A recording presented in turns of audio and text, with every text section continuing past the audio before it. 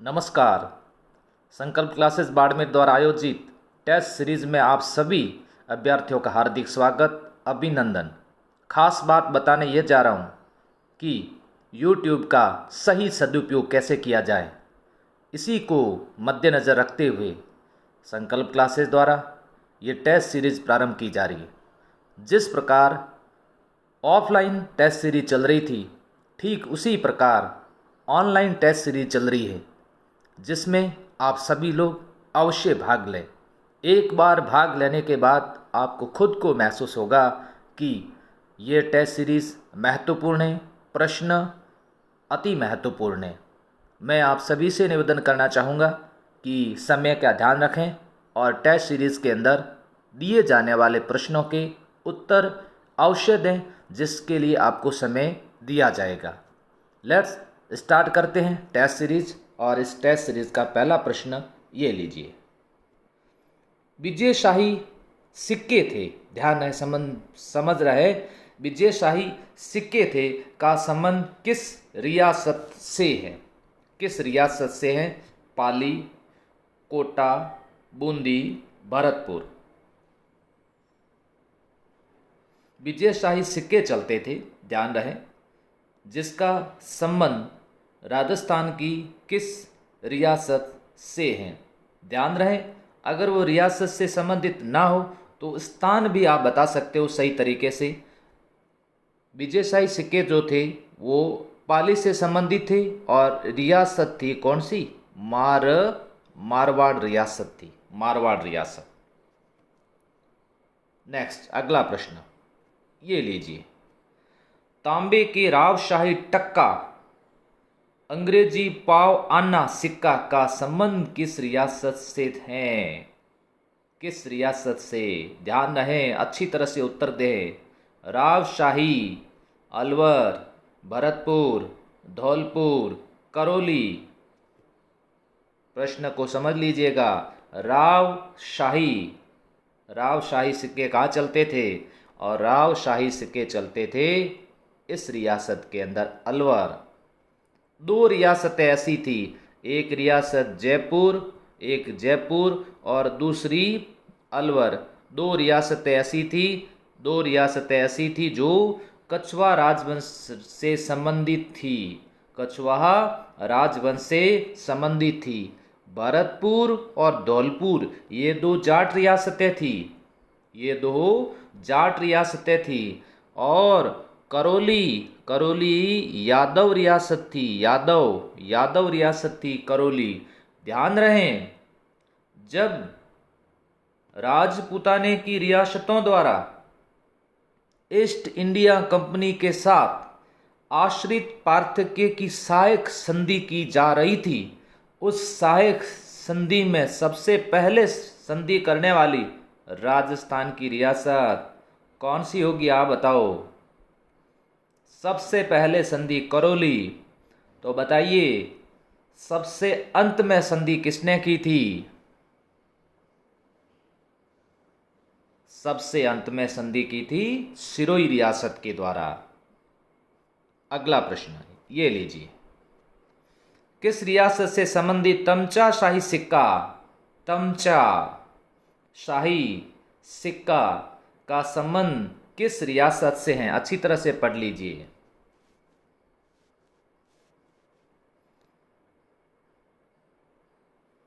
Good, अच्छे उत्तर आ रहे हैं।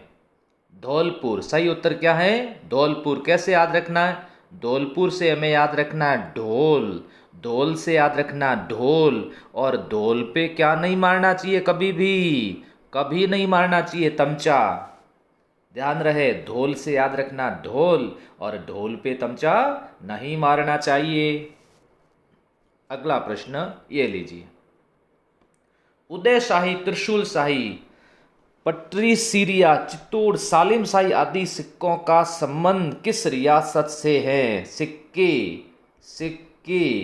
सिक्कों का संबंध किस रियासत से है? उदय शाही, त्रिशूल शाही। अच्छी तरह से समझ करके उत्तर दीजिएगा। यहाँ एक सिक्के के आधार पर उत्तर दिया जा सकता है और वो है उदय शाही।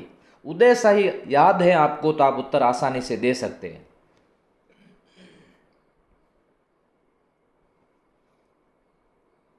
इसका संबंध डूंगरपुर डूंगरपुर और बांसवाड़ा दो गोहिल रियासतें यहाँ उदयशाही हैं, इसलिए उत्तर उदयपुर नहीं देना है।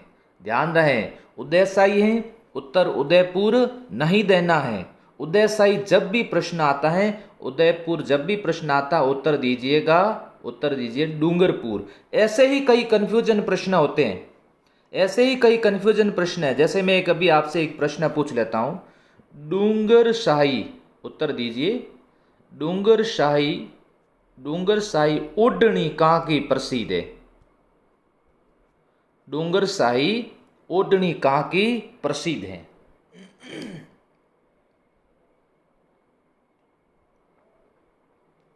उत्तर दीजिए कमेंट बॉक्स में। डूंगरशाही ओढ़नी कहाँ की प्रसिद्ध है? उत्तर से ऐसा लगता है ऑप्शन में जैसे डूंगरपुर की होगी, नहीं, ये जोधपुर की प्रसिद्ध है। अगला प्रश्न ये लीजिए, लल्लू लिया मुद्रा का संबंध किस रियासत से है? मेवाड़, मारवाड़, किशनगढ़, कोटा। लल्लू लिया उसी रियासत के अंदर कभी कभी जो सही तरह से समझता नहीं है उसको लल्लू कहते हैं। लल्लू ध्यान किधर है, ऐसे कह देते हैं। आप समझ गए होंगे, मेवाड़, मारवाड़, किशनगढ़, कोटा। लल्लू लिया, और लल्लू लिया का संबंध कौन सी रियासत से है? सही उत्तर आपका मारवाड़ से। मारवाड़ में एक मुद्रा चलती थी जिसका नाम था फदिया मुद्रा चलती थी। याद रखना, अभी हाल ही में किसी पटवार या ग्राम सेवक के अंदर ये प्रश्न पूछा जा चुका है। ऐसे प्रश्न पूछे जाते हैं। जनरली मैं बताऊं मेरे प्यारे विद्यार्थियों, ये जो शिलालेख, सिक्के और सभ्यताएं, ये ऐसा टॉपिक है, जनरली इस टॉपिक को हर कोई बोरिंग समझ करके छोड़ देते हैं। जैसे गुर्जर प्रतिहारों का इतिहास है, परमारों का इतिहास है, इस पर कोई ज़्यादा ध्यान नहीं देते हैं और प्रश्न इसी से संबंधित पूछे जाते हैं। ये मेरिट निर्धारित प्रश्न होते हैं। आज के प्रश्न थोड़े कठिन जरूर हैं, लेकिन आपके लिए फायदेमंद होंगे। आप इसको पूरा देखिएगा। नेक्स्ट, अगला प्रश्न ये लीजिए, चित्तौड़, भीलड़ी, उदयपुरी, मुगली सिक्का, एलची, चंदोड़ी, स्वरूपशाही और ढिंगाल शाह आलमी आदि सिक्के किस रियासत से संबंधित रहे? बहुत प्रसिद्ध सिक्के रहे। ये चांदोड़ी सिक्का बहुत प्रसिद्ध रहा है, ये एलची सिक्का खूब प्रसिद्ध चला, स्वरूपशाही सिक्के खूब प्रसिद्ध रहे। किस रियासत से संबंधित रहे हैं आपको अच्छी तरह से ये समझ में आना चाहिए। जैसे ये भीलड़ी सिक्के, ऐसे अलग से भी आपसे पूछा जा सकता है, भीलड़ी, एलची, चंदोड़ी, स्वरूपशाही, ये सिक्के किस रियासत से संबंधित थे? ये मेवाड़ से संबंधित थे। यहाँ स्वरूपशाही से थोड़ा सा ध्यान रखना, राणा स्वरूप सिंह ने चलाया था, तो यहाँ थोड़ा सा आपको उत्तर देने में आसानी रह सकती है। नेक्स्ट, अगला प्रश्न ये लो, संकल्प classes Barmer paper notes books की पीडीएफ प्राप्त करने के लिए टेलीग्राम लिंक से आप संपर्क कर सकते हैं। आप वहां पर सर्च करेंगे संकल्प क्लासेस बाड़मेर टेलीग्राम, तो वहां पर संकल्प क्लासेस बाड़मेर से वहां आप ज्वाइन कर लें, और ज्वाइन करके आप पेपर नोट्स संबंधित और समस्त प्रकार की जो सूचनाएं होती हैं वे वहीं से आपको मिलेगी। मेरे अनुसार आपको ये ज्वाइन करना चाहिए, और आप जब ये ज्वाइन करोगे तो आपको समय समय पर यहाँ से जानकारी मिलती रहेगी। धन्यवाद। आगे चलते हैं। आगामी पाठ्यक्रम क्या रहेगा इसको अभी बता देते हैं। आगामी पाठ्यक्रम के अंदर गुर्जर प्रतिहार राजवंश, परमार राजवंश और राजपूतों की उत्पत्ति के सिद्धांत ये रहेगा। ये आगामी पाठ्यक्रम। ये टेस्ट कब होगा? ये टेस्ट आपको मैं बता देता हूँ। ये टेस्ट होगा 21 तारीख को। 21, कल 20 तारीख है। कल 20 तारीख को मैं आपको ये टॉपिक करवाऊंगा, गुर्जर प्रतिहार राजवंश और परमार राजवंश, राजपूतों की उत्पत्ति के सिद्धांत।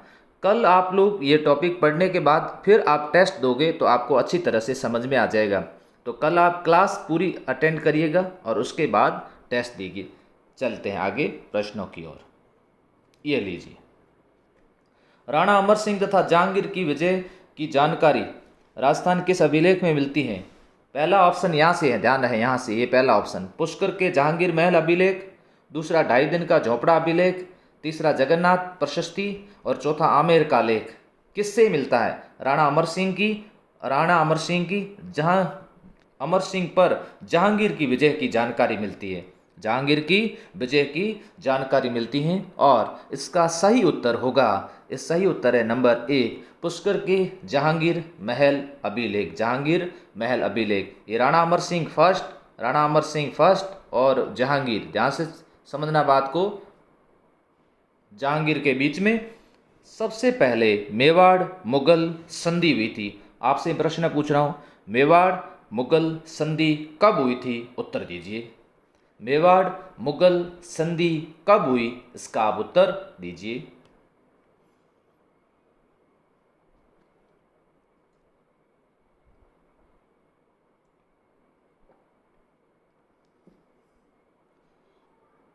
अगला प्रश्न ये लीजिए, प्राचीन समय में राजस्थान के राजाओं को राज्य की आमदनी, कर्मचारियों के वेतन आदि संबंधित ब्यौरा रखने के लिए इनमें से किसका उपयोग किया जाता था? किसका उपयोग किया जाता था? राजाओं राज्य की आमदनी, कर्मचारियों के वेतन से संबंधित ब्यौरा रखने के लिए किसका उपयोग करते थे? मुल्की, दस्तूर, तल्की या अलकी?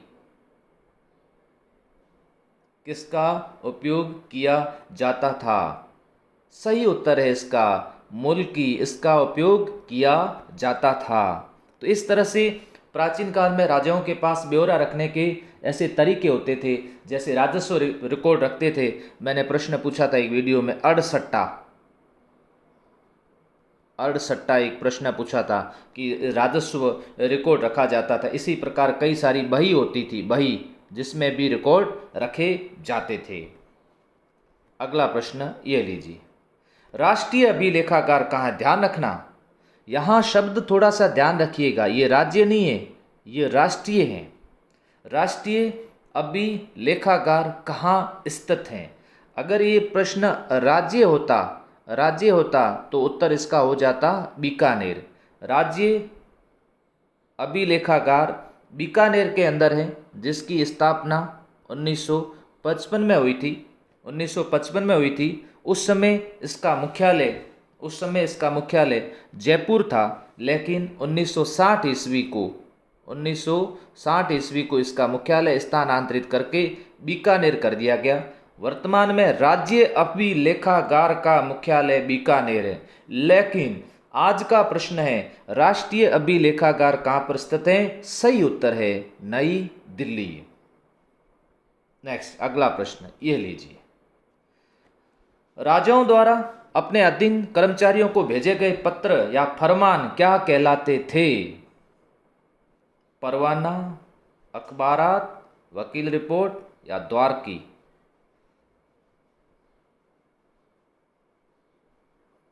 कुछ सही उत्तर आ रहे हैं इस बार, क्योंकि ये प्रश्न कई बार प्रतियोगी परीक्षाओं में पूछा जा चुका है। राजाओं द्वारा अपने अधीन कर्मचारियों को परवाना, ये एक फरमान होता था। अगला प्रश्न ये लीजिए, राजस्थान में प्राचीन समय में दिनचर्या का उल्लेख कौन सी बहियों में किया जाता था? गुड, बहुत अच्छा प्रश्न।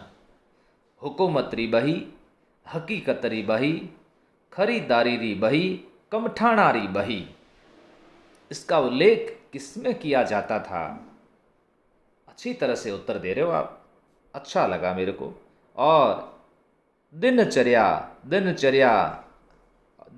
मतलब हकीकत, दिनचर्या मतलब हकीकत, याद रखना। दिनचर्या का मतलब हुकूमत नहीं होता है, दिनचर्या का मतलब खरीदारी नहीं होती है, दिनचर्या का मतलब कमठाना नहीं होता है। दिनचर्या का मतलब हम जो कार्य करते हैं वो कार्य हकीकत हैं, इसलिए हकीकत वही है। नेक्स्ट अगला प्रश्न ये लीजिए, राजस्थान के जैसलमेर जिले में युद्ध संग्रहालय है। ओहो, कितना अच्छा प्रश्न है। कई बार प्रश्न आता है कि युद्ध संग्रहालय कहाँ पर है?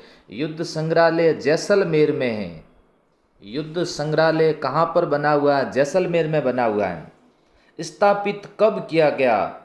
स्थापित कब किया गया? 2015, 16, 17, 18, 18, 17, 16, 15। जैसलमेर के अभ्यर्थी सही उत्तर दे रहे हैं। 2015 में स्थापित किया गया युद्ध संग्रहालय। अगला प्रश्न है, ये लीजिए। राजस्थान में अंग्रेजी कलदार सिक्कों का प्रचलन कब प्रारंभ हुआ था? ध्यान रहे, कलदार सिक्के अंग्रेजी थे। अंग्रेजी कलदार सिक्के चलते थे। इसका प्रचलन कब से प्रारंभ हुआ? 1800, 1900, 1957, 1951। आज गलत होने की संभावनाएं ज़्यादा रहेगी। खैर कोई बात नहीं, हिम्मत नहीं हारनी चाहिए। कौन कहता है आसमान में सुराग नहीं हो सकता? एक पत्थर तो तबीयत से उछालो। जब आप पूरी मेहनत के साथ तैयारी करोगे तो ये प्रकृति भी आपका साथ देगी। इसलिए कोशिश करो और मुझे उम्मीद है कि अगर आप अच्छी तरह से कोशिश करोगे, मेहनत करोगे, सफलता अवश्य मिलेगी। अब इसका उत्तर बता दिया जाए क्योंकि आप इंतजार कर रहे हैं, और इसका सही उत्तर है 1900 ईस्वी। नेक्स्ट अगला प्रश्न ये लीजिए। कालीबंगा सभ्यता का सर्वप्रथम उत्खनन किसने? कालीबंगा सभ्यता बीबी लाल थापर, अमलानंद घोष, आरसी अग्रवाल, एचडी सांकलिया। आसानी से इसका उत्तर मिल रहा है। कालीबंगा सभ्यता का सर्वप्रथम उत्खनन, कालीबंगा सभ्यता का सर्वप्रथम उत्खनन 1953 के अंदर उत्खनन। इसका उत्खनन अमलानंद घोष, और उसके बाद में इसका प्रथम चरण शुरू हुआ था 1961 ईस्वी में। इसका प्रथम चरण शुरू कर दिया था। तब कौन थे? बीबी लाल थापर एवं बीके और बीबी लाल और आरसी अग्रवाल एवं HD Sankalia. RC Agrawal, HD Sankalia, इनका संबंध किससे है? इनका संबंध है आहाड़, आहाड़ से। सही उत्तर क्या होगा? 2 नंबर।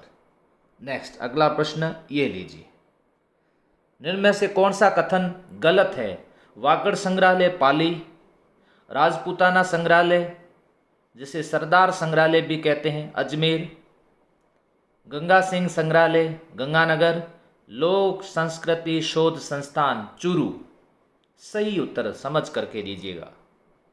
यहाँ एक कथन गलत है।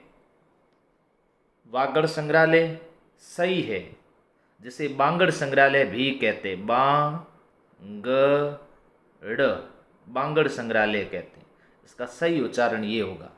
राजपूताना संग्रहालय अजमेर सही है। गंगा सिंह संग्रहालय गंगानगर में नहीं है, तो कहाँ पर है? ये बीकानेर के अंदर है। ये बीकानेर। लोक संस्कृति शोध संस्थान चूरू में। अगला प्रश्न ये लीजिए आपकी स्क्रीन पर। जनजाति उदयपुर संग्रहालय की स्थापना कब की गई? जनजाति संग्रहालय, अगर सीधा सीधा प्रश्न आ जाए, जनजाति संग्रहालय कहाँ पर है? उत्तर देना उदयपुर। इसकी स्थापना कब की गई? इसकी स्थापना की गई 1983 के अंदर इसकी स्थापना की गई। जनजाति उदयपुर संग्रहालय। ये लीजिए। राजस्थान की किस सभ्यता को कुषाण कालीन सभ्यता के नाम से जानते हैं? बहुत अच्छी बात है।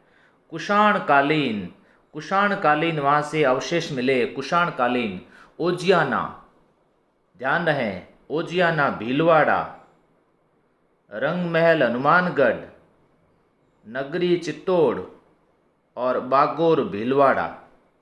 यहाँ कुषाण कालीन अवशेष से समझना है बात को।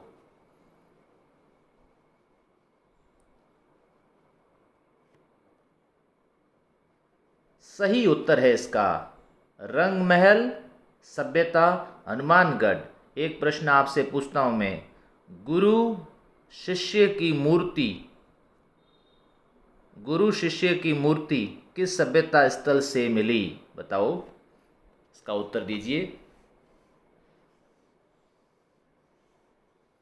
गुरु शिष्य की मूर्ति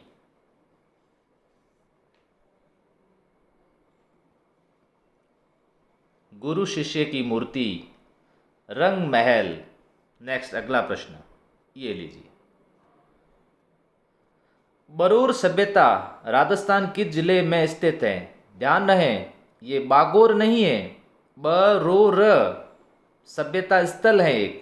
किस जिले में स्थित है? गंगानगर, हनुमानगढ़, झुंझुनू, बाड़मेर।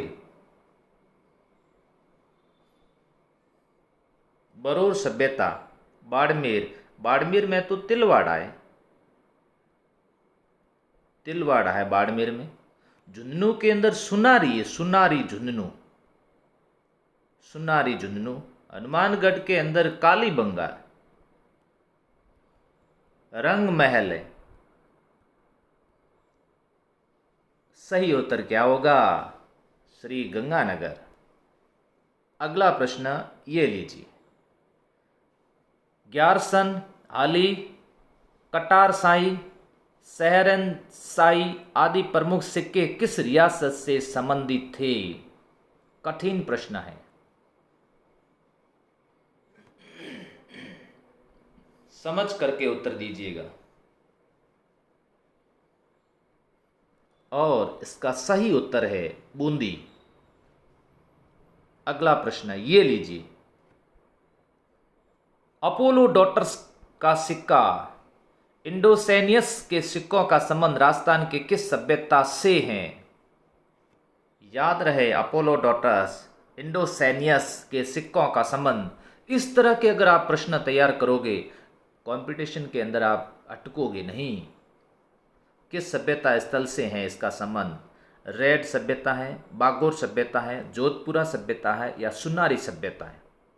इसका संबंध रेड सभ्यता से है, जो कहाँ पर है? टोंक में, टोंक। सही उत्तर इसका ये।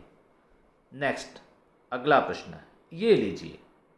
रेड टोंक को राजस्थान का टाटा नगर क्यों कहा जाता है? रेड टोंक, रेड टोंक को राजस्थान का टाटा नगर अधिक लोहा मिलने के कारण, अधिक तांबा मिलने के कारण, अधिक मुद्राएं मिलने के कारण या पुराना होने के कारण?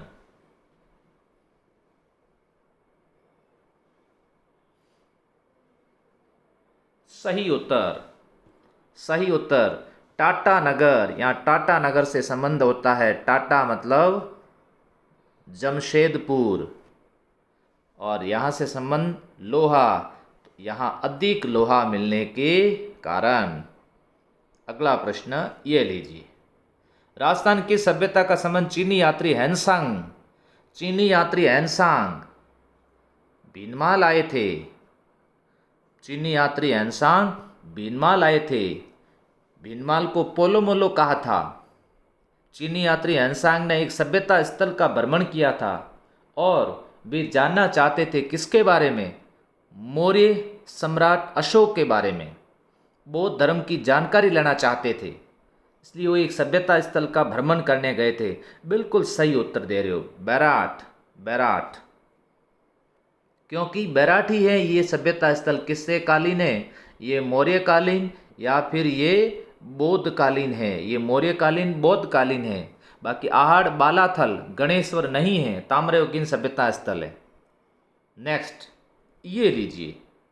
चित्तौड़ के पास स्थित नगरी को माध्यमिक के नाम किसमें उल्लेख मिलता है? बहुत अच्छा प्रश्न है।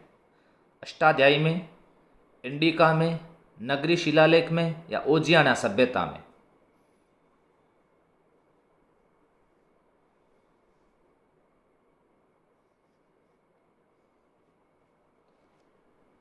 ग्रंथ के अंदर मिलता है। किसमें? अष्टाध्यायी। किसने लिखा था?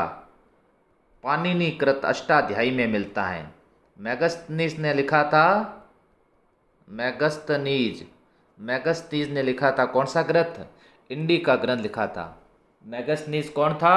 मेगस्थनीज सेल्यूकस निकेटर का राजदूत था। सेल्यूकस निकेटर 305 ईसा पूर्व में मौर्य राजा चंद्रगुप्त मौर्य से पराजित हो गए। पराजित होने के बाद उन्होंने अपनी पुत्री हेलेना का विवाह चंद्रगुप्त मौर्य के साथ में किया। साथ में मेगस्थनीज को भी दरबार में भेजा था, जिन्होंने एक पुस्तक लिखी थी जिसका नाम था इंडिका। अगला प्रश्न ये लीजिए, रंगमहल सभ्यता के पुरातात्विक श्रीमती हन्ना रेड का संबंध किस देश से है? रंगमहल हनुमानगढ़ में है, सबसे पहले तो ध्यान ही रखिए। इसका खनन श्रीमती हन्ना रेड के नेतृत्व में किया गया। और श्रीमती हन्ना रेड का संबंध किस देश से है? स्वीडन, अमेरिका, जापान, चीन। रंगमहल, पीलीबंगा, कालीबंगा, पल्लू, रावतसर, ये सब हनुमानगढ़ के अंदर है। और श्रीमती हन्ना रेड का संबंध बिल्कुल सही बता रहे हो, स्वीडन से था, स्वीडन से। अगला प्रश्न ये लीजिए, राजस्थान की सभ्यता को लाल काले मृदभान वाली संस्कृति का केंद्र कहा जाता है। लाल काले मृदभान, ध्यान है, मृदभान, मिट्टी के बर्तन वाली संस्कृति भी कहा जाता है। वेरी इंपॉर्टेंट प्रश्न।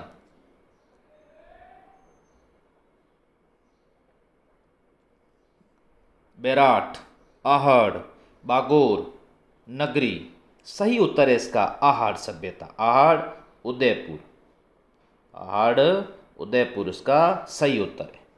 अगला प्रश्न ये लीजिए, अशोक का भाब्रू अभिलेख वर्तमान में कहाँ पर रखा गया है?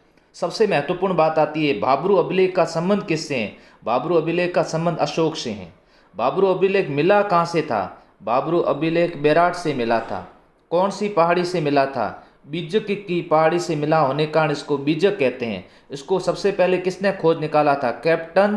कैप्टन बर्ट ने खोज निकाला था सबसे पहले। लेकिन वर्तमान में ये यहाँ पर नहीं है। वर्तमान में अगर ये यहाँ पर नहीं है तो कहाँ पर है? बेराट में है? नहीं है। यूनान में है? यूनान क्यों ले जाएंगे? बंगाल में है। फिर आगे देखते हैं, चीन में है। चीन वाले इसको क्या करेंगे? बंगाल में है। नेक्स्ट अगला ये लीजिए, राजस्थान की सभ्यता में प्राचीन यूनानी दोहिथी शब्द था उनका, यूनानी जिसे सुराही कहते हैं, और रोमन एम्फोरा सुरा पात्र के साक्ष्य मिले हैं। सुरा पात्र के साक्ष्य मिले हैं। गिलून, भीनमाल, कालीबंगा, आहड़। कंफ्यूजन है आज आपके लिए।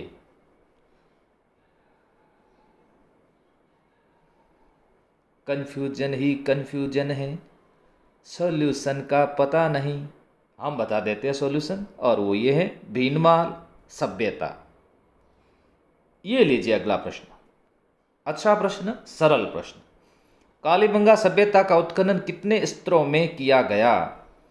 कालीबंगा सभ्यता का उत्खनन कितने स्तरों पे किया गया था? बहुत अच्छा प्रश्न है। कालीबंगा सभ्यता का उत्खनन, ये सही है, ऑप्शन नंबर 2 में जो दिया गया है, कितने? 5 स्तरों में कालीबंगा सभ्यता का उत्खनन किया गया। ये लीजिए अगला प्रश्न, जालोर को जाबालीपुर, सांबर को शाकंभरी, भीनमाल को श्रीमाल किस अभिलेख में कहा गया है?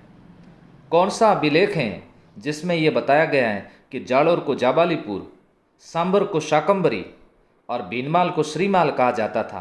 प्राचीन नाम इनके यहीं मिलते हैं। शाकंभरी माता का मंदिर बना होता है, जो चौहानों की कुलदेवी, चौहानों की कुलदेवी। इसका उल्लेख किसमें मिलता है? आप उत्तर दीजिए। वो अभिलेख 1170 ईस्वी का है। 1170 ईस्वी को उस अभिलेख के रचयिता गुणभद्र हैं, और उस अभिलेख का संबंध चौहान राजाओं से है, और अभिलेख भीलवाड़ा में है, और उस अभिलेख का नाम है बिजोलिया अभिलेख। बिजोलिया अभिलेख। अगला प्रश्न ये लीजिए, बिजोलिया अभिलेख में चौहानों को वत्स गोत्रीय ब्राह्मण किस इतिहासकार ने कहा?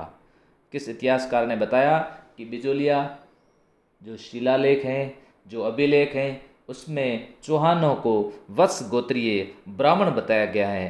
तो ये खुद ब्राह्मण ही थे, इसलिए इन्होंने ऐसा बताया।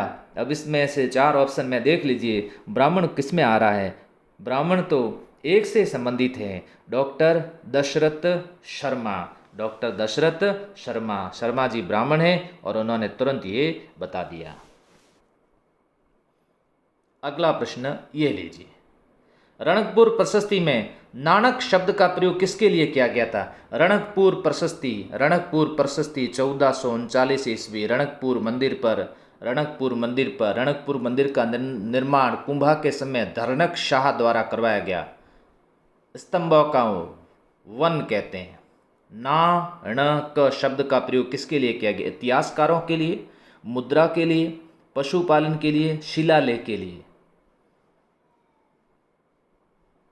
ध्यान रहिए, नाणक, नाणक का मतलब याद रखना नौना, और नौना अपन किसी को किसे कहते हैं? पैसे, और पैसे का संबंध किसका? मुद्रा से। जिसका सही उत्तर ये होगा। अगला प्रश्न ये लीजिए, समूचे राजस्थान का इतिहास लिखने की दिशा में पहला कदम राजस्थान के किस इतिहासकार ने उठाया था? बहुत अच्छा प्रश्न है। राजस्थान का इतिहास लिखने की दिशा में पहला कदम राजस्थान के किस इतिहासकार ने उठाया था? समूचे राजस्थान का इतिहास लिखने का पहला कदम Muhnot Nainsi, colonel James Tod, George Thomas, Dayal दास।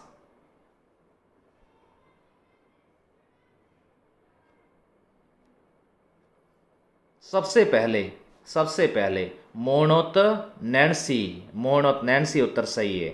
और उसके बाद में कर्नल जेम्स टोड। मोणोत नैन्सी नहीं लिख पाए, लेकिन कर्नल जेम्स टोड ने राजस्थान का इतिहास लिखा, इसलिए इनको राजस्थान के इतिहास का पितामह कहते हैं। अगला प्रश्न यह लीजिए, राजस्थान पुरातात्विक सर्वेक्षण का कार्य कब प्रारंभ हुआ? देखिए, राजस्थान में कब प्रारंभ हुआ था? राजस्थान के अंदर पुरातात्विक सर्वेक्षण का कार्य कब प्रारंभ हुआ था? राजस्थान पुरातात्विक सर्वेक्षण का कार्य कब प्रारंभ हुआ? 61, 51, 71, 62 ईस्वी। कईयों ने पढ़ रखा है, उनके उत्तर सही आ रहे हैं।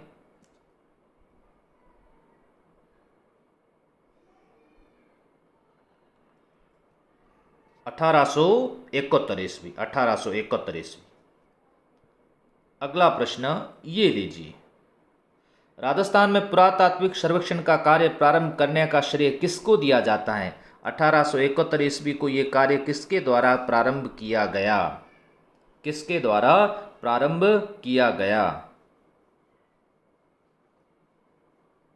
ACL कार्लाइल के द्वारा ये प्रारंभ किया गया। ACL कार्लाइल के द्वारा ये प्रारंभ किया गया। राजस्थान में पुरातात्विक सर्वेक्षण का कार्य 1871 में प्रारंभ हुआ, और ये प्रारंभ करने का श्रेय किसको दिया जाता है? ACL कार्लाइल को दिया जाता है। नेक्स्ट, अगला प्रश्न ये लीजिए, किस अभिलेख में कछवा शासकों को रघुवंश तिलक कहा गया है? रघुवंश तिलक कहा गया 1612 ईस्वी का वो अभिलेख है जिसके अंदर उसको रघुवंश तिलक बताया गया। जगन्नाथ राय प्रशस्ति मेवाड़ से संबंधित है। आमेर लेख, इसके अलावा देख लेते हैं राज प्रशस्ति मेवाड़ संबंधित है। पुष्कर के जहांगीर महल जहांगीर से संबंधित हैं। इसका सही उत्तर होगा आमेर का लेख। सही उत्तर होगा इसका आमेर का लेख।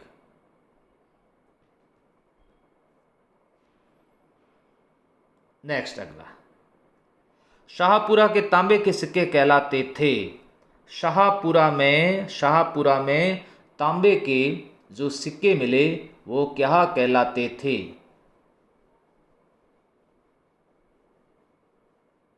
पद्मशाही, माधोशाही, स्वरूपशाही या विजयशाही?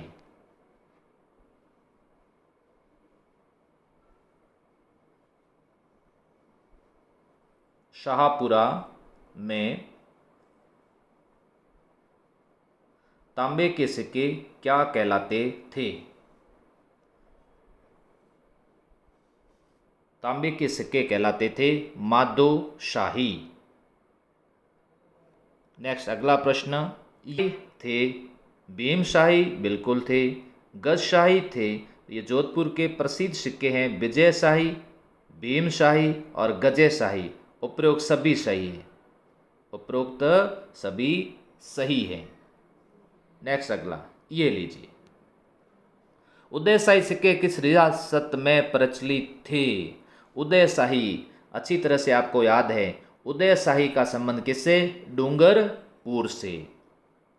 अगला प्रश्न ये लीजिए, इनमें से कौन से सिक्के जैसलमेर रियासत से संबंधित नहीं है? अक्षयशाही हैं, मोहम्मद शाही हैं, डोडिया है, पद्मशाही।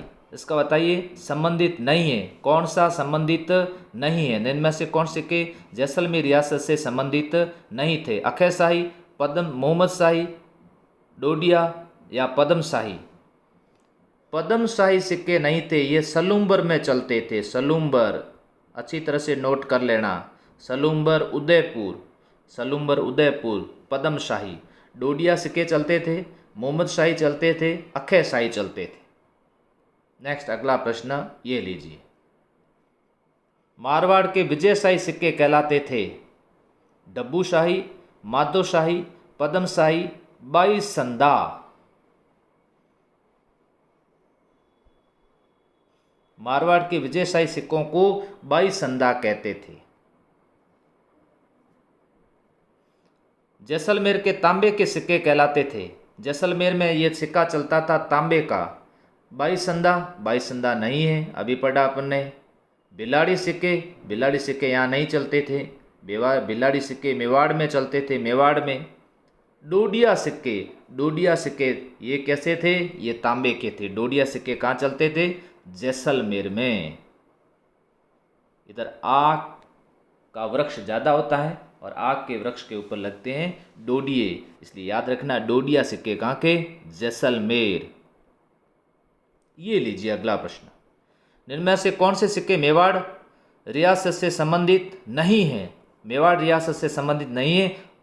अच्छा सा प्रश्न है, लेकिन उत्तर सीधा आपके सामने है। स्वरूपशाही, चांदोड़ी, डोडिया या भिलाड़ी?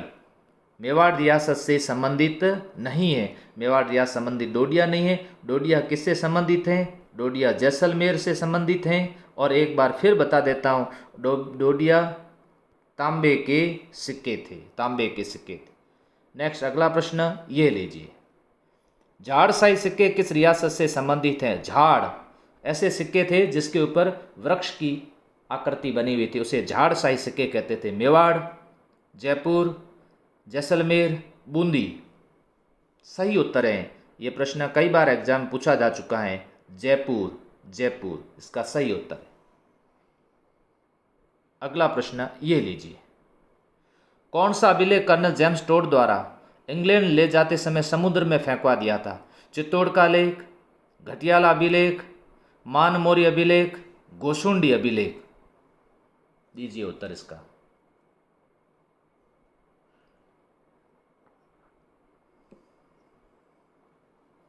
उत्तर कम कैसे दे रहे हो?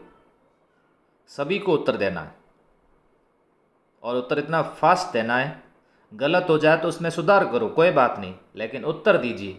सबसे पहले उत्तर मेरा जाना चाहिए, बस ये टारगेट होना चाहिए। सबसे पहला उत्तर मेरा जाएगा। कौन सा अभिलेख कर्नल जेम्स द्वारा इंग्लैंड ले जाते समय समुद्र में फेंकवा दिया था? वो था मान मोरी का अभिलेख। मान मोरी का अभिलेख 713 ईस्वी का था। ये चित्तौड़ के मान मोरी नामक स्थान, क्या कहते हैं, चित्तौड़ से मिला था, मान सरोवर से मिला था स्थान, और राजा मान से संबंधित है। मोरी का मतलब मौर्य, उनसे संबंधित है। ये ले जाते समय इसको समुद्र में फेंकवा दिया गया था।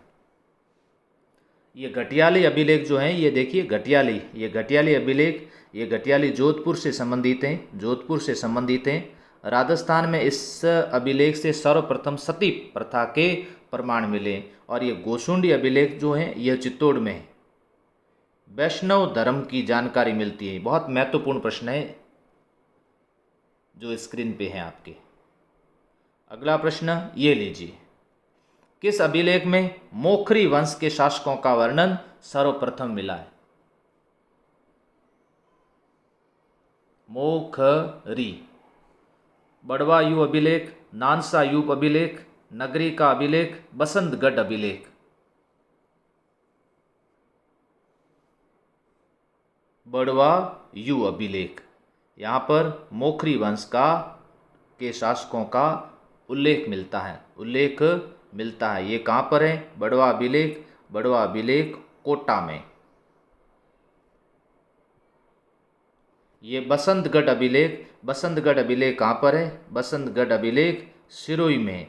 बसंतगढ़ अभिलेख से राजस्थानादित्य शब्द का उल्लेख मिलता है। सर्वप्रथम राजस्थानादित्य शब्द का उल्लेख मिलता है बसंतगढ़ अभिलेख सिरोही। नगरी अभिलेख, नगरी कहाँ पर है? नगरी चित्तौड़ के अंदर है। यहाँ पर गुप्तकालीन सिक्के मिले। जो मैं बोल रहा हूँ ध्यान से समझिएगा। अगर आप नोट कर रहे हैं तो साथ साथ नोट करते रहिएगा। नगरी का शिलालेख चित्तौड़, यहाँ से गुप्तकालीन सिक्के मिले थे। नेक्स्ट अगला प्रश्न ये लीजिए। कौन सा अभिलेख बीजक की पहाड़ी पर कैप्टन बर्ट को प्राप्त हुआ था? बहुत इंपॉर्टेंट। बीजक की पहाड़ी पर कैप्टन बर्ट को प्राप्त हुआ था भाब्रू अभिलेख। भाब्रू अभिलेख। बीजक की पहाड़ी कहाँ पर है? बीजक की पहाड़ी बैराट, बैराट जयपुर, बैराट जयपुर बीजक की पहाड़ी। भाब्रू अभिलेख किससे संबंधित था? भाब्रू अभिलेख मौर्य राजा अशोक से संबंधित, मौर्य राजा अशोक से संबंधित। नेक्स्ट अगला प्रश्न ये लीजिए। राजस्थान में वैष्णव भागवत संप्रदाय, वैष्णव या फिर भागवत संप्रदाय, बहुत महत्वपूर्ण प्रश्न है ये। वैष्णव या भागवत संप्रदाय संबंधित सर्वाधिक प्राचीनतम अभिलेख कौन सा? नगरी का अभिलेख, बड़दी का अभिलेख, गोशुंडी अभिलेख या सामोली अभिलेख?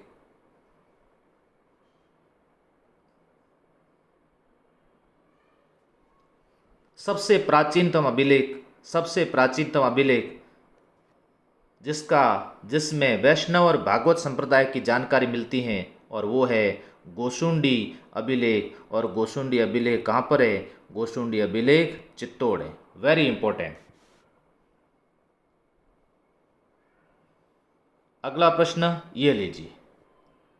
भारत का पहला संस्कृत भाषा में लिखा गया अभिलेख, संस्कृत भाषा में लिखा गया अभिलेख, ध्यान रहे, भाब्रू शिलालेख, जूनागढ़ अभिलेख, बड़ली का अभिलेख, बुचकला अभिलेख। सही उत्तर है इसका जूनागढ़ अभिलेख गुजरात। जूनागढ़ अभिलेख गुजरात संस्कृत भाषा में लिखा गया। नेक्स्ट अगला प्रश्न ये लीजिए। किस शिलालेख में राणा हमीर को विषम घाटी पंचानन कहा गया? विषम घाटी पंचानन कहा गया। कुंभलगढ़, राज प्रशस्ति, बिजोलिया शिलालेख, चित्तौड़ का शिलालेख। विषम घाटी पंचानन, राणा हमीर को विषम घाटी पंचानन अभिलेख, कुंभलगढ़ अभिलेख। प्रशस्ति पूछें तो कीर्ति स्तंभ, कीर्ति स्तंभ प्रशस्ति चित्तौड़, विषम घाटी पंचानन कहा गया। अगला प्रश्न ये लीजिए। कुंभलगढ़ प्रशस्ति का रचयिता कौन है? कुंभलगढ़ प्रशस्ति का रचयिता कौन है? यहाँ थोड़ा सा कन्फ्यूजन है, वो कन्फ्यूजन आप दूर कर लीजिएगा। अगर यहाँ पर कुंभलगढ़ अभिलेख होता, अभिलेख, अभिलेख, कुंभलगढ़ अभिलेख के रचयिता कान्हा व्यास है, लेकिन उसके बावजूद डॉक्टर गौरीशंकर हीराचंद ओझा एकमात्र ऐसे इतिहासकार हैं जिन्होंने कहा है कि कुंभलगढ़ अभिलेख के भी रचयिता कवि महेश भट्ट हैं। कुंभलगढ़ प्रशस्ति के रचयिता कवि महेश भट्ट हैं। यहाँ ध्यान रखना, यहाँ ये कान्हा व्यास किससे संबंधित हैं? कान्हा व्यास अभिलेख से संबंधित हैं। प्रशस्ति शब्द आता है तो कवि महेश भट्ट हैं। कीर्ति स्तंभ प्रशस्ति के रचयिता कौन है? महेश भट्ट हैं। अगला प्रश्न ये लीजिए। किस अभिलेख में बप्पा एवं काल भोज को अलग अलग व्यक्ति बताया गया? बप्पा एवं काल भोज को अलग अलग व्यक्ति बताया गया। घटियाला, चीरवा, रणकपुर, बिजोलिया शिलालेख। बप्पा रावल और काल भोज दोनों एक ही थे, लेकिन दोनों को अलग अलग बताया गया है। उस प्रशस्ति जिसका नाम है रणकपुर प्रशस्ति। अब मैं आपसे एक प्रश्न और पूछ लूँ, रणकपुर प्रशस्ति का रचयिता कौन था? रणकपुर प्रशस्ति की रचना किसके द्वारा की गई?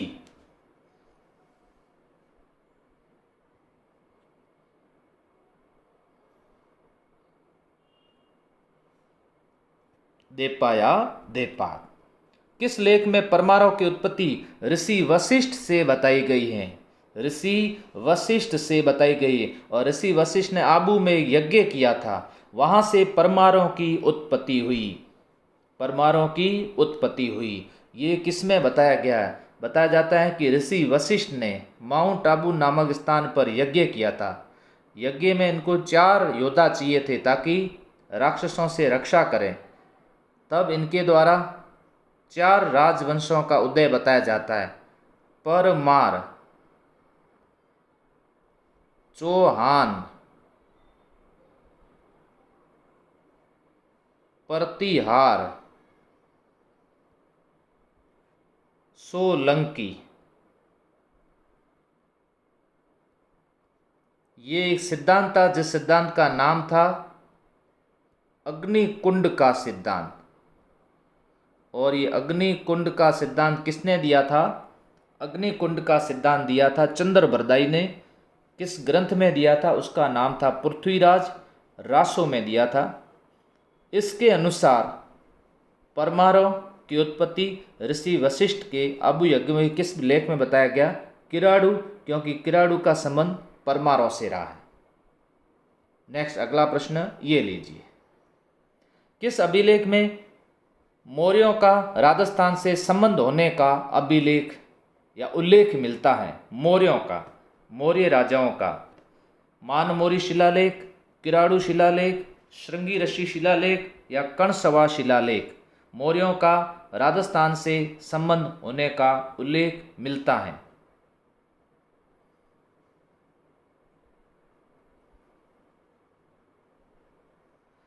यहाँ इस प्रश्न में मानमोरी ये मौर्यों से संबंधित हैं, मौर्यों से संबंधित हैं। लेकिन मैं एक बात और बताना चाहता हूँ यहाँ पर, ये कणसवा जो है, कणसवा शिलालेख, इसमें भी एक मौर्य राजा जिसका नाम है धवल, मौर्य राजा धवल से संबंधित बताया गया, वह उल्लेख मिलता है। मौर्य राजा धवल का भी उल्लेख मिलता है। ये भी जानकारी आपको होनी जरूरी है, ये जानकारी भी साथ में जरूर रखिएगा। नेक्स्ट अगला प्रश्न ये लीजिए। कीर्ति स्तंभ प्रशस्ति के रचनाकार कौन थे? महेश भट्ट, गुणभद्र, देपाक, रणछोड़ भट्ट। कीर्ति स्तंभ प्रशस्ति के रचनाकार गुणभद्र, देपाक या महेश भट्ट। ये रणछोड़ भट्ट तेलंग है। ये कौन सी प्रशस्ति के थे? ये राज प्रशस्ति के थे। राज प्रशस्ति की रचना किसके समय हुई थी? राज सिंह के समय हुई। देपाक रणकपुर प्रशस्ति के, रणकपुर। गुणभद्र बिजोलिया,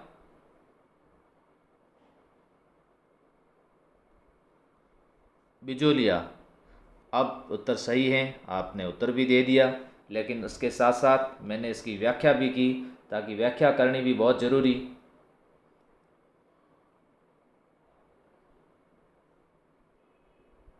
सभी को समझ में आता रहे।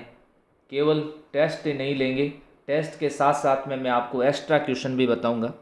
अगर टेस्ट में 100 प्रश्न भी होते हैं तो आपको समझ लीजिए 1 घंटे के अंदर 200 प्रश्न मिल चुके हैं। 200 प्रश्न, 100 प्रश्न मेरे द्वारा बताए जाएंगे एक्स्ट्रा, 100 प्रश्न ये होंगे।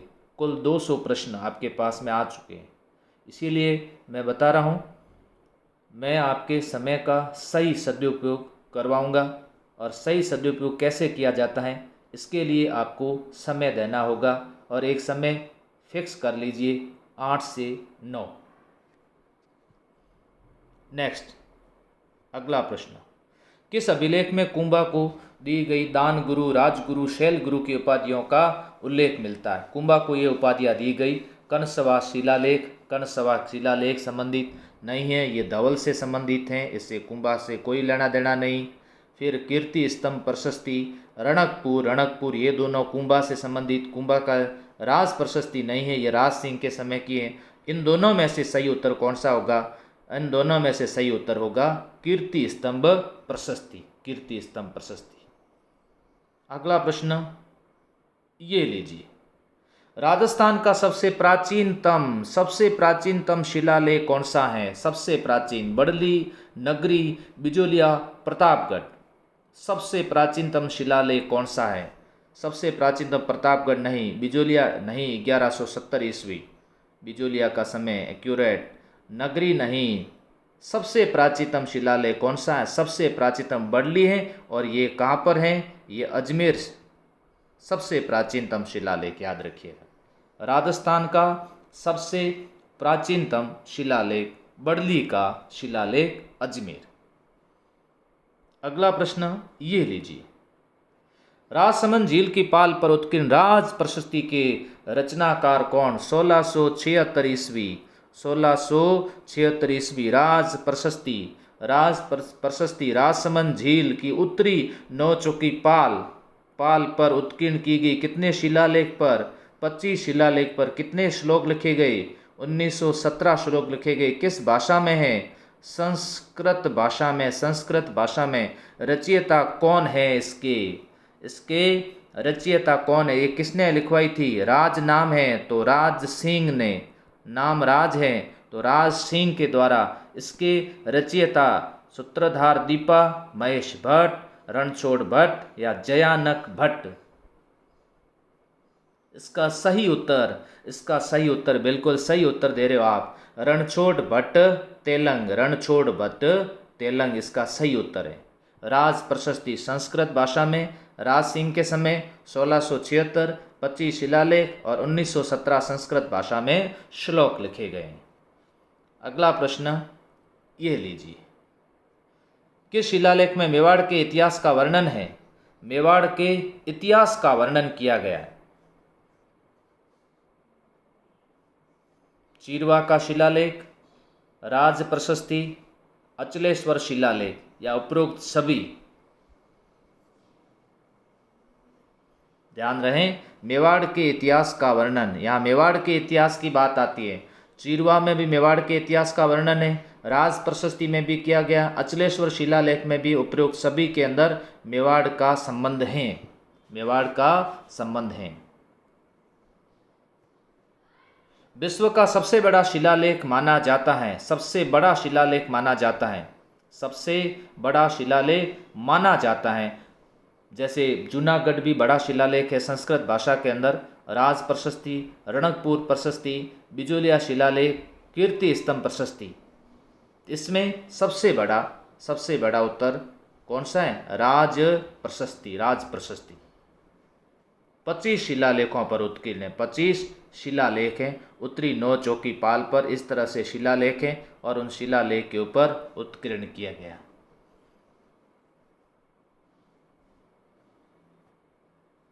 बिजोलिया शिलालेख के रचयिता कौन है? बिजोलिया शिलालेख, बिजोलिया एक किसान आंदोलन भी था।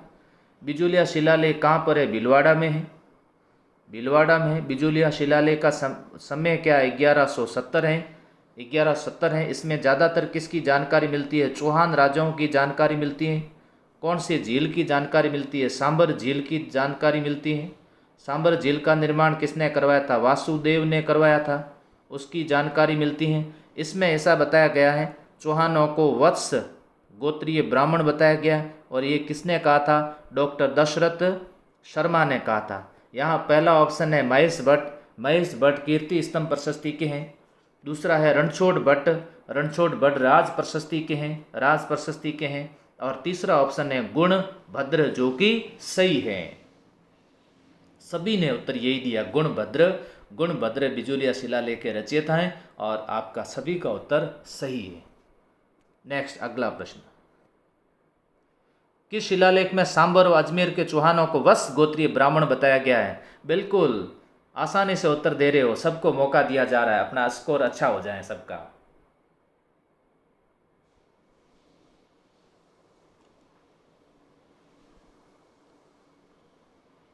बिजोलिया। अगला प्रश्न ये लीजिए, धूलकोट सभ्यता किस नदी के किनारे? धूलकोट सभ्यता कहते किसे है? धूलकोट सभ्यता कहते हैं आहड़ को। आहड़ को धूलकोट कहते हैं। आहड़ को ताम्रवती कहते हैं। ताम्रवती। धूलकोट इसका स्थानीय नाम है। ताम्रवती इसका प्राचीन नाम है, स्थानीय नाम धूलकोट है। बनास नदी, आयड़ नदी, खारी नदी, कोठारी नदी किस नदी के किनारे? बिल्कुल सही उत्तर दे रहे हो आप। कौन सी नदी? आयड़ नदी, आयड़ नदी के किनारे। नेक्स्ट अगला ये लीजिए, आर्य सभ्यता के लोगों की अर्थव्यवस्था का मुख्य आधार क्या था? यहां ध्यान रहे, अच्छा प्रश्न पूछा गया है। आर्य सभ्यता के लोगों की अर्थव्यवस्था का मुख्य आधार क्या था? खेती, पशुपालन, उद्योग धंधे, नौकायन।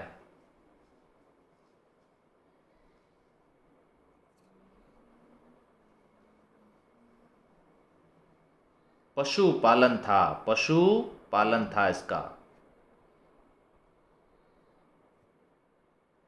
कालीबंगा सभ्यता खोज किसके द्वारा की गई? कालीबंगा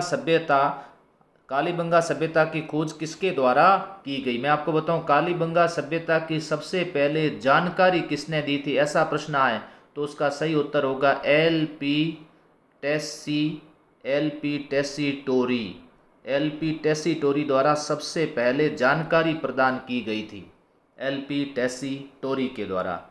एल पी टोसी, लेकिन खोज किसके द्वारा की गई? अमलानंद घोष के द्वारा 1953। अमलानंद घोष, बीबी लाल और बी के थापर ये प्रथम चरण की खुदाई करेंगे। कालीबंगा सभ्यता की खोज किसके द्वारा की गई? ये सही हो गया उत्तर। कौन सा है? अमलानंद घोष के द्वारा, अमलानंद घोष के द्वारा।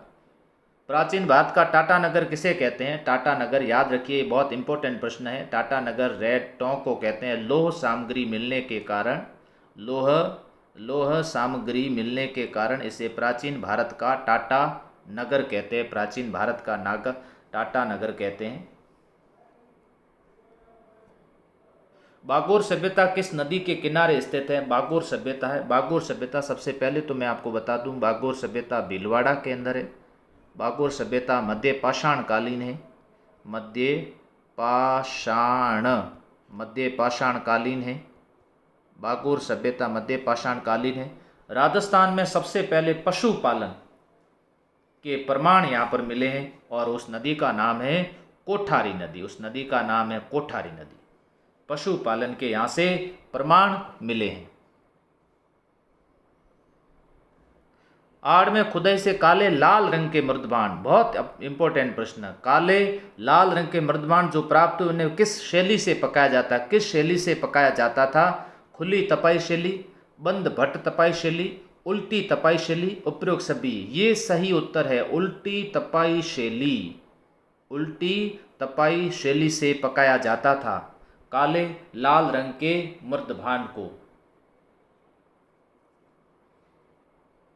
नेक्स्ट, तिलवाड़ा सभ्यता किस नदी के किनारे स्थित है? तिलवाड़ा बाड़मेर में है। तिलवाड़ा बाड़मेर में, ये भी मध्य पाषाण कालीन है। यहाँ भी पशुपालन के प्रमाण मिले, जिस प्रकार बागोर से मिले उसी प्रकार यहाँ से भी मिले। किस नदी के किनारे? जब बाड़मेर नाम आता है तो एक ही नदी याद आनी चाहिए,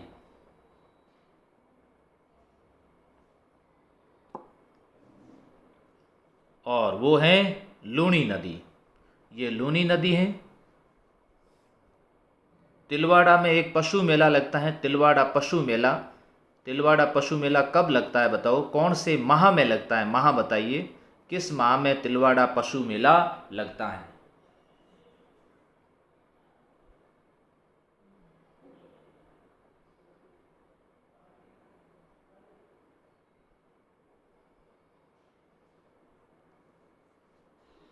चैत्र माह में लगता है। बिल्कुल सही बता रहे हो आप सभी। चैत्र कृष्णा एकादशी से शुक्ला एकादशी तक तिलवाड़ा मेला लगता है। अगला प्रश्न ये लीजिए, लौह अयस्क गलाने की भट्टी किस सभ्यता से प्राप्त हुई? लौह अयस्क गलाने की भट्टी, लोहा ज़्यादा गलाया जाता था। लोहा गलाने की बहुत सारी भट्टियाँ मिली हैं, और वो कहाँ से मिली हैं? सुनारी झुंझुनू से मिली, सुनारो झुंझुनू से। आड़ से क्या मिली? कौन सी भट्टियाँ मिली है क्या गलाने के लिए?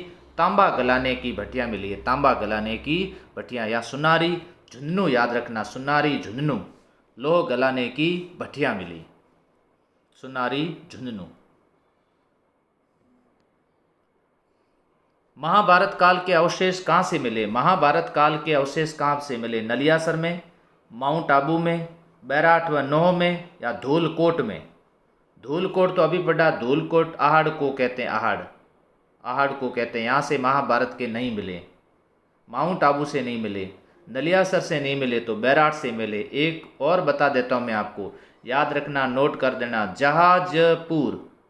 जाजपुर स्थान पड़ता है भीलवाड़ा में, भीलवाड़ा। जाजपुर भीलवाड़ा से भी मिले हैं महाभारत काल के अवशेष। नेक्स्ट ये लीजिए, राज्य में शंख लिपि के प्रमाण बहुतायत किस स्थान से मिले? शंख लिपि, अच्छा प्रश्न है। शंख लिपि के प्रमाण बहुतायत किस स्थान से मिले हैं? नगरी चित्तौड़, रणकपुर पाली, विराटनगर जयपुर, बागोर भीलवाड़ा।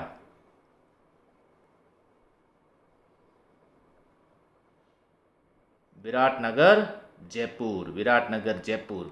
नगरी चित्तौड़ याद रखना, गुप्तकालीन, बहुत इंपॉर्टेंट प्रश्न है और पूछा जा चुका है। गुप्तकालीन सिक्के मिले, गुप्तकालीन। नेक्स्ट अगला, आहड़ का प्राचीन नाम था? आहड़ का प्राचीन नाम क्या था? आहड़ का प्राचीन नाम क्या था? ताम्रवती नगरी, आघाटपुर, धूलकोट, बैराठ। आहड़ का स्थानीय नाम तो ये था, स्थानीय नाम, इसको धूलकोट कहते थे। 11वीं 12वीं शताब्दी में इसको आघाटपुर कहते थे और इसका प्राचीन नाम था ताम्रवती नगरी। ताम्रवती नगरी इसका प्राचीन नाम था। आहड़ का प्राचीन नाम ताम्रवती नगरी। मौर्य काल के अवशेष राजस्थान में कहाँ से मिलते हैं? मौर्य काल, जालोर जिले में भीनमाल, बैराठ जयपुर, कणसवा गांव कोटा, नलियासर या नोह में? मौर्य काल, वेरी गुड, कितने अच्छे उत्तर आ रहे हैं आपके, बढ़िया तैयार किया आपने टॉपिक। आपको 2 दिन का समय मिला, अच्छे तरीके से तैयार किया। अब आपको 2 दिन का समय और मिलेगा, पूरा ध्यान दीजिएगा और कोशिश करिएगा। अब मैं आप बताना चाहता हूँ आपको, अब थोड़ी सी समस्या आ रही है।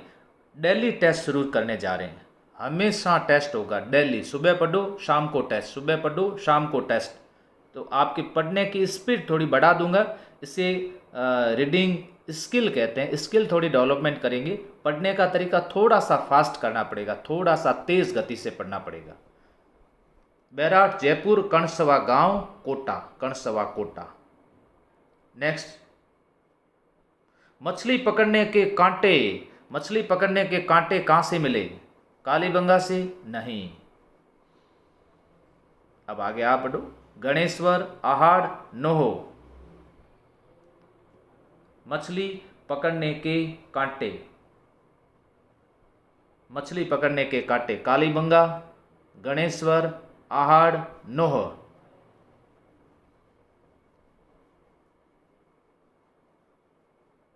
ताम्र बताओ, ताम्र युगीन सभ्यताओं की जननी किसे कहते हैं? ताम्र युगीन सभ्यताओं की जननी किसे कहते हैं? ताम्र युगीन सभ्यताओं की जननी किसे कहते हैं? कौन सी सभ्यता कांतली नदी के किनारे है? कांतली नदी के किनारे। और इसका सही उत्तर है गणेश्वर। ताम्रयुगीन सभ्यताओं की जननी, ताम्रयुगीन सभ्यताओं की जननी किसे कहते हैं? सही उत्तर क्या होगा? गणेश्वर। गुड, आंसर पहले ही मिल गया। कालीबंगा सभ्यता के काल में लोग कौन सी लिपि का प्रयोग करते थे? खरोष्टी, सैंधव, देवनागरी, अरबी। खरोष्टी, खरोष्टी के शिलालेख मिले अशोक के। मौर्य राजा अशोक के अधिकतम जो शिलालेख थे वे सभी ब्राही के अंदर थे। मानसेहरा और शाहबाज गड्डी 2 ऐसे थे जो खरोष्टी में मिले। देवनागरी वर्तमान में है। सैंधव, इसका सही उत्तर क्या है? सैंधव। जुते हुए खेत के साक्ष्य, वेरी गुड, शानदार प्रश्न। जुते हुए खेत के साक्ष्य किस सभ्यता से मिले? आहड़ से, रंगमहल से, कालीबंगा से सुनारी झुंझुनू लोह गलाने की भटिया मिली। रंग महल कुषाणकालीन अवशेष मिले। आहड़ ताम्रवती नगरी है। सही उत्तर क्या होगा इसका? कालीबंगा। जुते हुए खेत के प्रमाण मिले। जुते हुए खेत के प्रमाण मिले। कालीबंगा। भूकंप के प्रमाण मिले। भूकंप के प्रमाण मिले। राजस्थान में बौद्ध संस्कृति के अवशेष कहाँ से मिले? बौद्ध संस्कृति। मुझे उम्मीद है कि आज के सेशन के अंदर आपको कई प्रश्न ऐसे मिले हैं, आप उन प्रश्नों को पूर्ण रूप से अब याद कर चुके हो, अच्छी तरह से आपको याद हो गया है। क्यों? नगरी आते समझ जाओगे। गुप्तकालीन। बागोर मध्य पाषाण कालीन। आड़ ताम्रवती। पीछे उत्तर कौन सा रहा? बैराट। और बैराट बौद्ध संस्कृति। राजस्थान की सबसे प्राचीन एवं सुनियोजित सभ्यता कालीबंगा किस नदी के किनारे? कालीबंगा किस नदी के किनारे? राजस्थान की सबसे प्राचीन एवं सुनियोजित सभ्यता कालीबंगा किस नदी के किनारे हैं? और कालीबंगा सही उत्तर, सभी ने सही उत्तर दिया है। और इस नदी के किनारे घग्गर नदी के किनारे। कांतली, कांतली, गणेश्वर, गणेश्वर। गिलून, गिलून बनास राजसमंद के अंदर।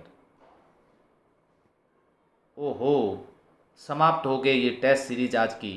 तो मैं आपको बताना चाहता हूँ, उम्मीद करता हूँ कि ये टेस्ट सीरीज़ आपके लिए उपयोगी साबित हुई होगी और इस टेस्ट सीरीज़ की उपयोगिता और ज़्यादा बढ़े। आप लोग सब जुड़े रहें। सबको कहना चाहता हूँ, यदि आप लोगों ने अभी तक चैनल को सब्सक्राइब नहीं किया है तो जल्द इसको अभी से कर लें, क्योंकि आपको ये दिन में जितने भी मेरे द्वारा वीडियो जारी किए जाते हैं उसके आपको नोटिफिकेशन मिलते रहें, ताकि आप लोग देखते रहें। मैं आपको बताना चाहता हूँ, लोक देवताओं से संबंधित भी वीडियो अपलोड किए गए हैं, वे भी आप लोग देखते रहें। इसी के साथ साथ हमारे फैकल्टी मेंबर वे भी वीडियो अपलोड कर रहे हैं। अब जहाँ भी वो घर पे उपस्थित है वहाँ से कर रहे हैं, वे भी आप लोग देखते रहें, जिससे आपको वहाँ से फ़ायदा होगा। भंवरा जी ज्योग्राफी के, भंवरलाल जी प्रजापत मैथ्स के, रुगाराम जी साइंस के वीडियो अपलोड कर रहे हैं, तो आप ज़रूर देखें। कोशिश ये रहेगी कि हम लोग भी जल्दी से जल्दी आप तक और कुछ सामग्री पहुंचाएं। आपका क्या स्कोर रहा है इसको भी आप लोग हमें एक बार बताएं। कल की क्लास में आप सभी लोग उपस्थित रहें और अगले दिन वापस टेस्ट होगा, उसमें भी आपको सभी को भाग लेना है। तब तक अपना समय स्वाध्याय में दें। धन्यवाद।